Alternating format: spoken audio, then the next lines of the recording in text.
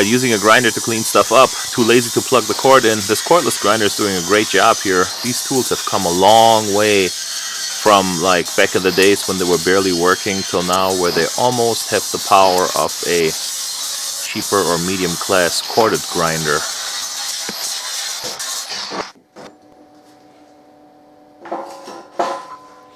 Aligning the flange on the end. The way how the flanges are cut, they used to be, I changed the design a little bit. They used to have a hole in the center, and I opened the hole up all the way where I can slide the flange over the end of the column. Then I'll tack it, square it all up, and then I'll tack opposite sides so it doesn't move anymore. And then I start welding out opposite sides.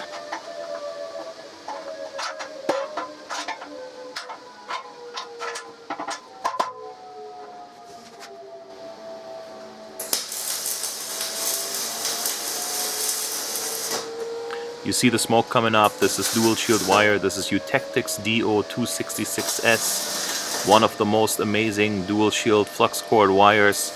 I run it with 75-25 gas here on the Pro Pulse 300, and the synergic curve works perfect for it. I'm running this. This is a 5/8 stick flange on a 1/4-inch wall tube. I'm running this at about 220-230 amps.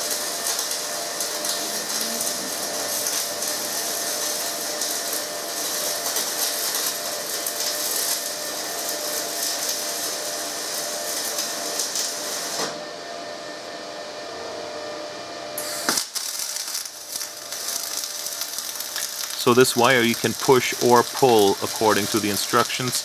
Of course, there's always people that say if it has slack you need to drag, and other people say you always should push it. Whatever you do, I'm sticking here with a somewhat neutral angle. Any excessive angle is bad if you do this kind of stuff. You're sacrificing shielding gas coverage. But like I said, you can push it or pull it. Nice even speed, no gun manipulation, no circles, no C shapes, cursive E's, anything needed. It creates a nice and clean bead. As it cools down, the slag almost pops off by itself.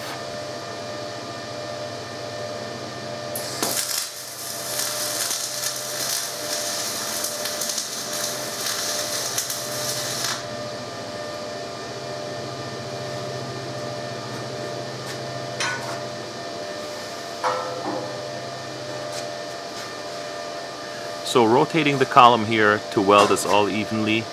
I have some really nice solid 1-inch long tacks on the inside where it makes it so the plate doesn't move. And then you see the column is kind of balanced here on the forklift and the ground is hooked up to the tip of the fork. This is not really an ideal scenario. Ideally you have the ground clamp right on your workpiece. The reason why it's not like this, besides laziness, is the ease of rotation of that column. As I need to flip the column 3 or 4 ways to weld all the outsides and all the insides, it's so much easier not to tangle up the cord and just ground through your table, quote unquote. So it worked okay. I didn't see any arc marks on the column itself.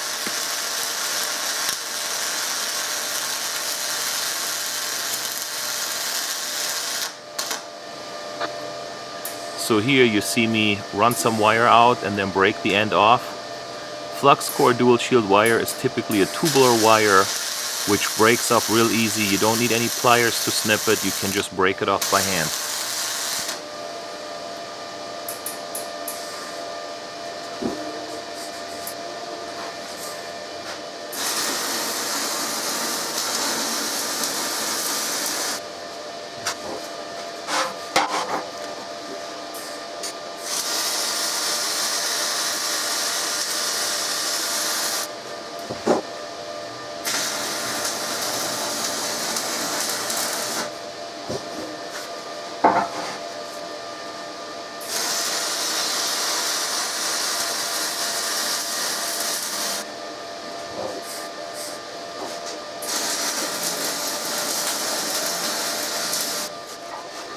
Okay, now here we go into the other side, and as I got things figured out, it goes a lot quicker. The lineup is nicer, and the way how I weld this here, besides that I have it tacked on a little bit in the unpreferable spot, they're squaring everything up, and then I go ahead, and the way how I weld it here is I weld one inside and one outside at the same time. This way the pull is equalizing perfectly. See the bottom inside and the top outside. Then I'm rotating it and doing the same thing again, top outside, bottom inside. So this way you have the least pull and the least distortion on the whole project.